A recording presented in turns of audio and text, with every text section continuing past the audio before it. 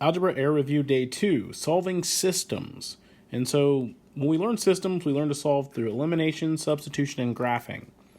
For this section, because we're taking the AIR test in a couple of weeks, I'm going to focus heavily on the graphing portion of the solution methods, because graphing is an easy way to find the solutions, especially when we can use the Desmos graphing calculator.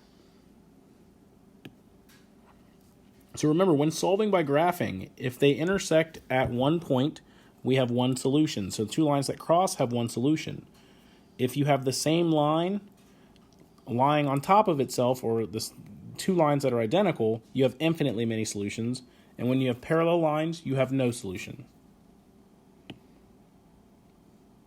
Some rules of thumb to remember if you're using the graphing calculator as opposed to the Desmos graphing calculator: you want to make sure your equations are in slope-intercept form, and then you're going to graph both lines on your calculator.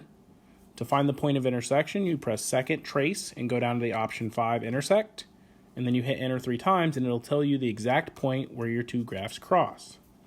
If you're using the Desmos graphing calculator, you're just going to plot enter both equations, plot the lines, and then click the button or click the point or little dot where they intersect on the graph, and it will tell you the coordinates for that point. So this first system we want to solve by graphing. So we're going to put both equations on separate lines here.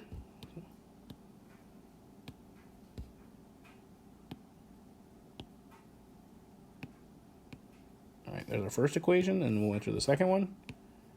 The nice thing about the Desmos graphing calculator is you can enter it as it's written. So in this case, it's written in standard form. We can enter it directly in standard form, and it'll graph it for us. The TI-84 doesn't quite do that. And so now to find our solution, we click the point of intersection, which in this case is right there. The solution to this system, remember, solution to systems can be written as ordered pairs given x and y.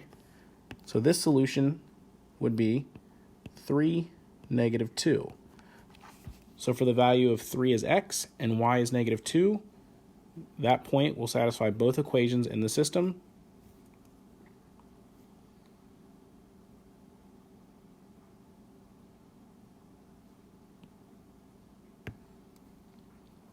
So to solve by substitution, and we'll talk about how to solve using substitution elimination briefly, but then we'll go back to the graphing. The idea here is to get one variable completely by itself, then take what that variable is equal to and plug it in or substitute it into the other equation.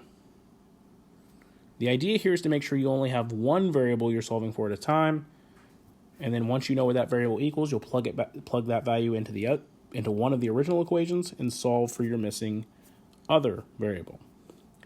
So let's look at an example of this. So in this example, I'm going to first solve by substitution, and then I'll check my answers using the Desmos graphing calculator. So to solve by substitution, I know that I have y equals 3x and y equals x minus 2. So I know that y equals 3x in this case, so I'm going to take what y equals and plug it in for y in the second equation. So I've got 3x equals x minus 2. And now I'm going to solve this for x. I'll subtract an x from both sides. I've got 2x equals -2. Therefore, x equals -1. Then to solve for y, I just plug this back into one of the equations. Let's say the first one. So y equals 3 times -1. Therefore, y equals -3. So if I'm looking at this and trying to find my solution, I know my solution should be -1, -3. So if we solve this graphically, let's see if that's where these two lines intersect. So we'll use Desmos now. So we're going to enter the two equations. First one, we have y equals 3x. Second equation, we've got y equals x minus 2. And so now if we look at this, our point of intersection is -1, -3. It's the same values we got for x and y a moment ago when we used substitution. So you can use either method. Graphing just happens to be quicker when you're using the Desmos graphing calculator. All right, you could solve this one by substitution as well if you wanted to. You could take what y equals and plug it in for y in the second equation. So your first step there would be 4x plus x plus 1 equals 6. And then you would solve that for x. But I'm going to go ahead and save time, and I'm going to go ahead and just use the Desmos graphing calculator to find my solution for this one as well. So I'll enter my equation, y equals x plus 1. And then you've got 4x plus y equals 6. And so now I click my point of intersection, and this tells me that my solution is at the point 1, 2. So my solution is 1, 2.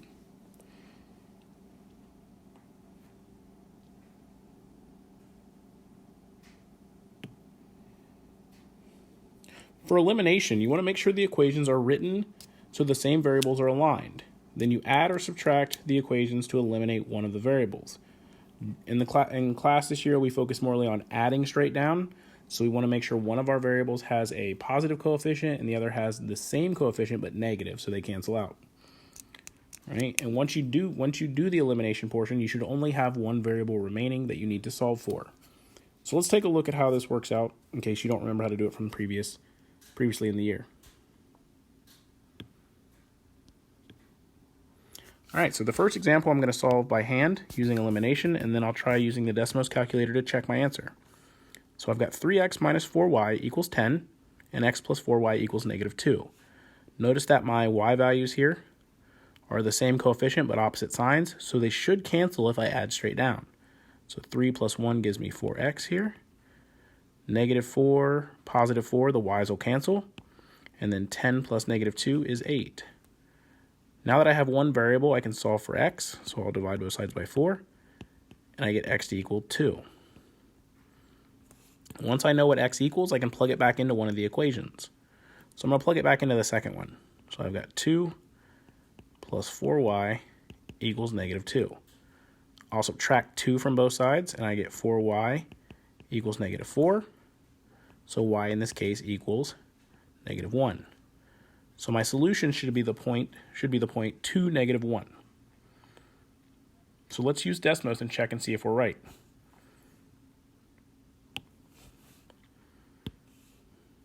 So we've got 3x minus 4y equals 10.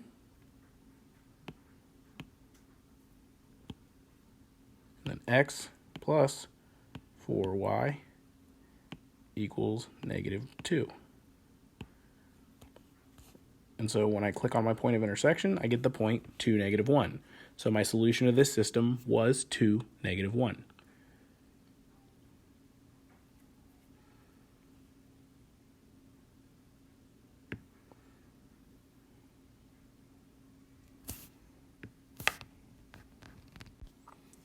If I wanted to solve this using elimination, I could. But in order to do that, I would first have to probably multiply. I would first probably have to multiply the top equation by 3. So that way my x variables would cancel out if I added straight down. But instead of using elimination, I'm just going to use the Desmos graphing calculator here.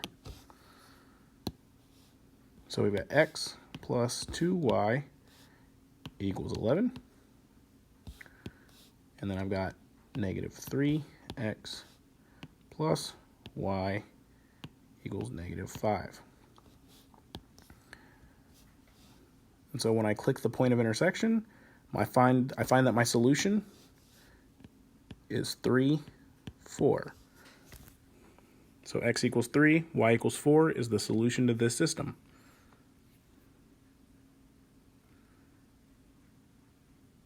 So the last thing we need to talk about is setting up and solving word problems.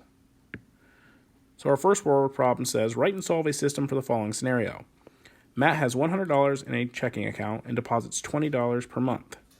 Ben has $80 in a checking account and deposits $30 per month.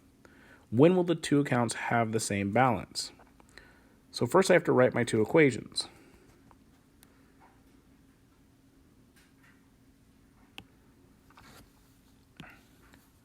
So we'll start with Matt's equation.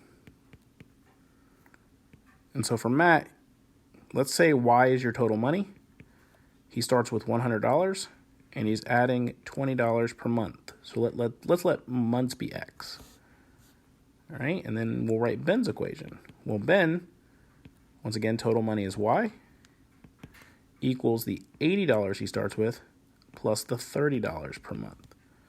And so we have our two equations, 100 plus 20x, or Y equals 100 plus 20x for Matt, and Y equals 80 plus 30x for Ben. So to figure out when they have the same amount of money, we're just going to graph both lines and see where they intersect. The X value of the point of intersection represents the month in which they will have the same balance. So let's go ahead and graph these two equations. So Y equals 100 plus 20x. So there's Matt's equation. And then for Ben, you've got Y equals 80 plus 30x, which is Ben's equation. So now we want to figure out when they have the same amount of money. Well, it doesn't quite appear in our graph window, but we can scroll to find what we need. So we'll scroll out until we see the point where we want.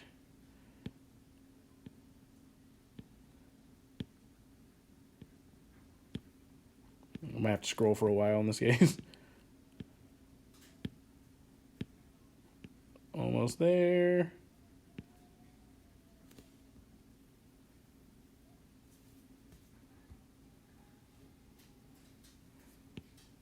And I think we passed the point of intersection. There it is. And so here we've got the point of intersection is 2 and then 140. So that means after 2 months, the gentleman will have the same amount of money, and that amount of money will be $140 in their savings accounts or checking accounts, respectively.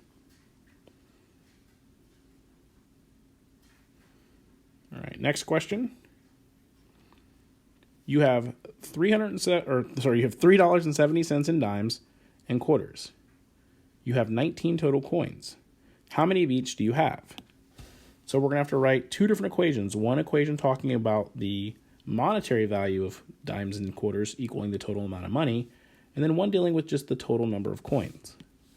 So let's go ahead and let X be dimes and Y be quarters.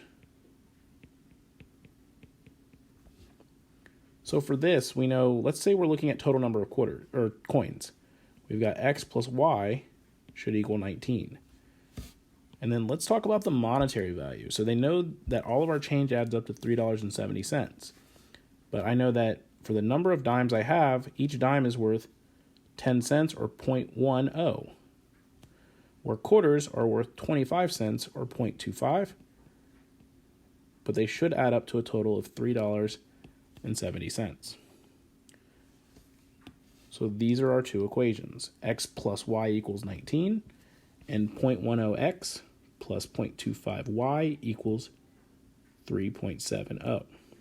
And so now when I graph both of these lines, the point of intersection, the X value will tell me how many dimes I had, and the Y value will tell me how many quarters I had. So now we're going to graph both of these on Desmos and see what we come up with.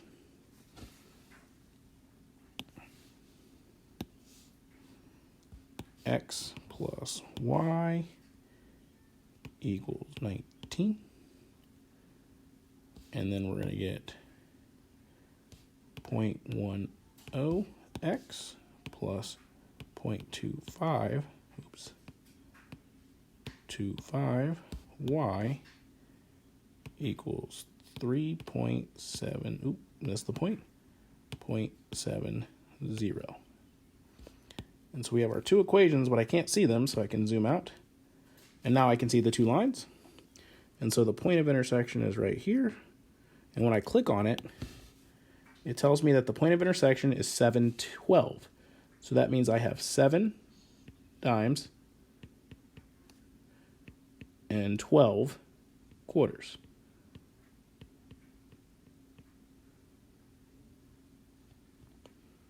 And so the math adds up because 12 quarters would be $3, 7 dimes would be 70 cents, 370 was my total, so this works.